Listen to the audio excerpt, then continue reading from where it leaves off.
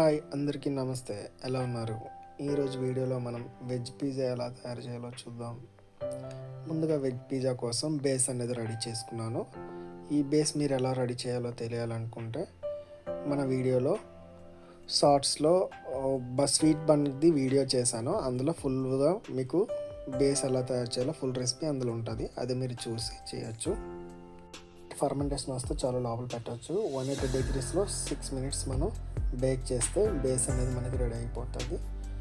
Base చల్లారిన తర్వాత అదే బేస్ మీదకి మనకు కావాల్సిన వెజిటబుల్స్ అన్నీ కట్ చేసుకుంటున్నాను. ముందుగా క్యాప్సికమ్, తర్వాత టమాటా స్కిన్ అనేది కట్ చేస్తున్నాను. స్కిన్ మాత్రమే వేసుకోవాలి, టోటల్ టమాటా వేయకూడదు.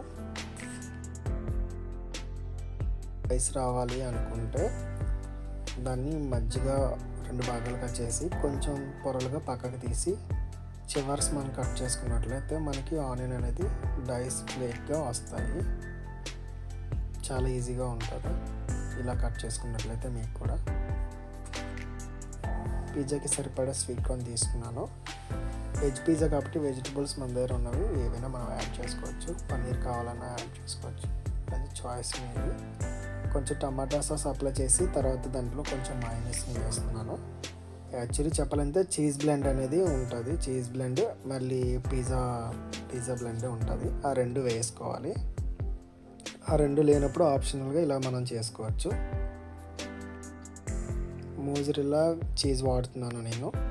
ఆల్రెడీ గ్రేటెడ్ చీజ్ ప్యాకెట్స్ ఉంటాయి, అవి తీసుకున్నట్లయితే మీకు డైస్ చీజ్ కరెక్ట్గా ఉంటుంది.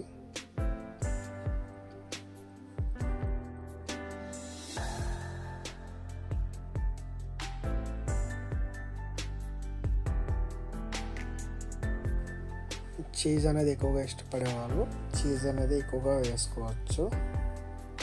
More cheese, double cheese pizza ఇలా వస్తుంది. చీజ్ వేసుకొని మనం దాని మీద వెజిటబుల్స్ అనేవి మనం అరేంజ్ చేసుకోవాలి. ముందుగా కట్ చేసి ఉంచుకున్న వెజిటబుల్స్ని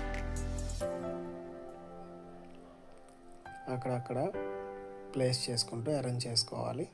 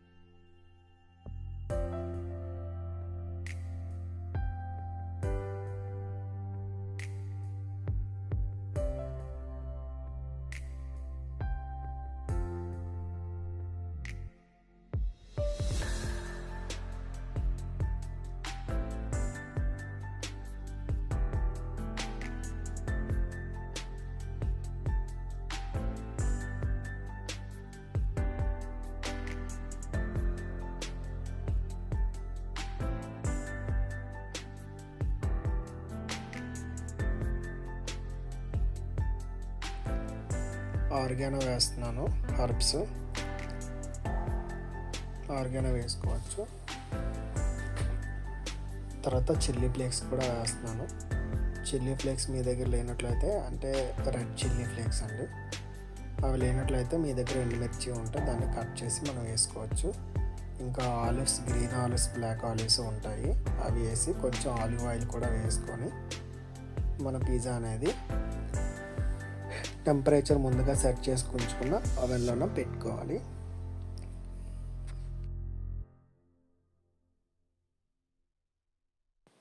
ఓవెన్ టెంపరేచర్ అనేది ఒక 250 ఉంటే సరిపోతుంది ఇంట్లోనే కాబట్టి. 8 to 10 minutes అలా బేక్ చేసుకున్నట్లయితే మనకి చుట్టుపక్కల ఉన్న కార్నర్స్ అనేది కొంచెం గోల్డెన్ బ్రౌన్గా వచ్చి కనిపిస్తుంది. పిజ్జా అనేది కంప్లీట్గా బేకింగ్ అనేది అయ్యిందని అర్థం. బేకింగ్ వల్ల సైడ్స్ కొంచెం బ్రౌన్గా వచ్చి హార్డ్గా ఉంటాయి. వాటిని మనం కటింగ్ బోర్డ్ మీద తీసుకొని చుట్టుపక్కల కార్నర్స్లో ఆలివ్ ఆయిల్ అప్లై చేసుకున్నట్లయితే స్మూత్గా ఉంటుంది. పిజ్జా కటర్ సాయంతో కావాల్సినన్ని స్లైసెస్ కట్ చేసుకోవచ్చు. వీడియో మీకు నచ్చినట్లయితే లైక్, షేర్, సబ్స్క్రైబ్ చేయడం మర్చిపోకండి. వీడియో చూసినందుకు ధన్యవాదాలు.